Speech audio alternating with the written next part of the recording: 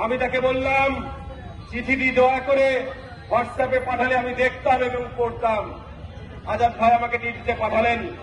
আমি দেখলাম রাজশাহী মহানগরের আহ্বায়ক সাহেব, সদস্য সচিব সাহেব এবং সিনিয়র যুগ্ম আহ্বায়ক সাহেব স্বাক্ষরকৃত একটি বহিষ্কারের পত্র।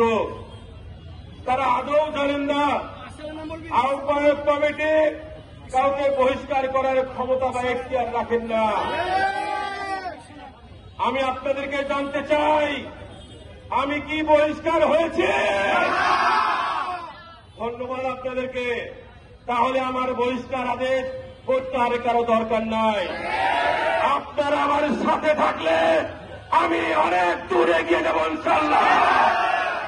রাজশাহীর মানুষদেরকে, জনগণকে বলতে চাই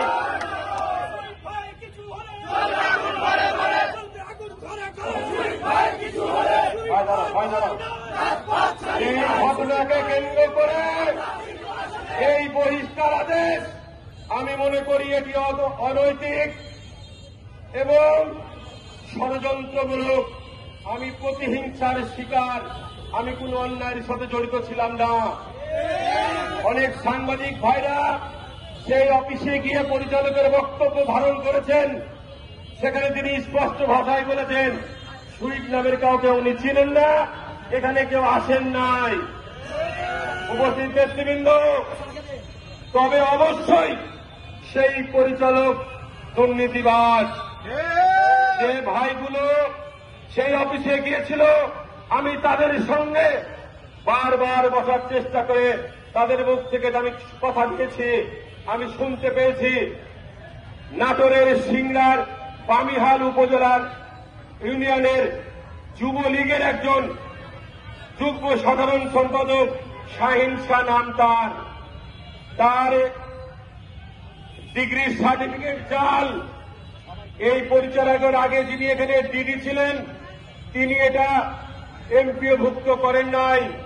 মন্ত্রণালয়ের নিষেধাজ্ঞা থাকা সত্ত্বেও 7 লক্ষ টাকা নিয়ে এই পরিচালক তাকে এমপিওভুক্ত করেছেন।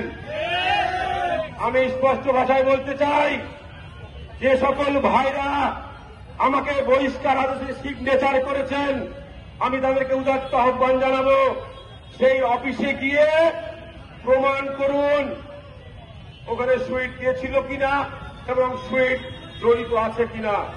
তবে অবশ্যই সেই পরিচালক দুর্নীতিবাজ। আমি আপনাদেরকে সাক্ষী রেখে বলতে চাই আগামী রবিবারে সেই পরিচালকের বিরুদ্ধে এবং ওখানকার আওয়ামী দুর্নীতিবাজ সিন্ডিকেটের বিরুদ্ধে আদালতে মামলা করব আমি। এবং তাদের যে দোসররা আছেন তাদের কাছ থেকে মাসিক ভাতা আদায় করেন, তাদের যদি ক্ষমতা থাকে তাকে বাঁচায় দেখান। আমি চ্যালেঞ্জ করলাম সে পরিচালক দুর্নীতিবাজ। কোন দুর্নীতিবাজের ঠাঁই রাজশাহীর মাটিতে হবে না ইনশাআল্লাহ। আর যারা সিগনেচার করেছেন তাদের উদ্দেশ্যে অনেকের সুপারিশে একটি কথা বলতে চাই।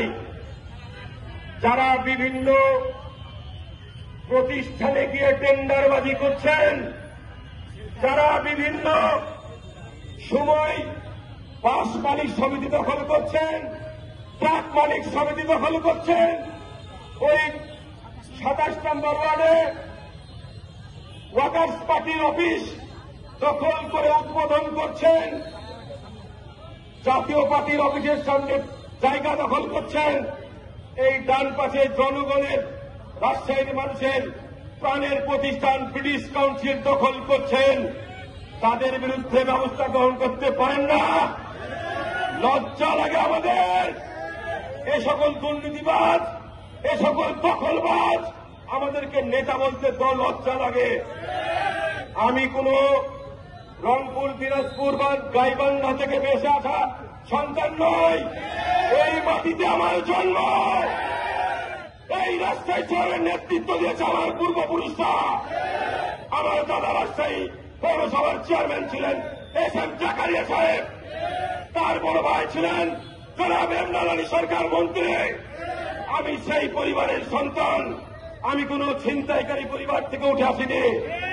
অতএব আমি জনগণের সাথে ছিলাম, জনগণের সাথে আছি, জনগণের সাথে থাকবো ইনশাআল্লাহ। আর এই জনগণ আমাকে যেটা দিক নির্দেশনা দেবে আমি সেটাই পালন করব। আর আমার নেতা জনাব তারেক রহমান আমাকে যেটা ফোনে বলেছেন আমি তার এক ধাপও ওদিক ওদিক সরব না। আমার নেতার নির্দেশ অনুযায়ী আমি আগামী দিনে পথ চলবো ইনশাআল্লাহ। আপনাদের কাছে দোয়া চাচ্ছি, আপনারা আমার জন্য দোয়া করবেন, আমি আপনাদের সাথে আছি।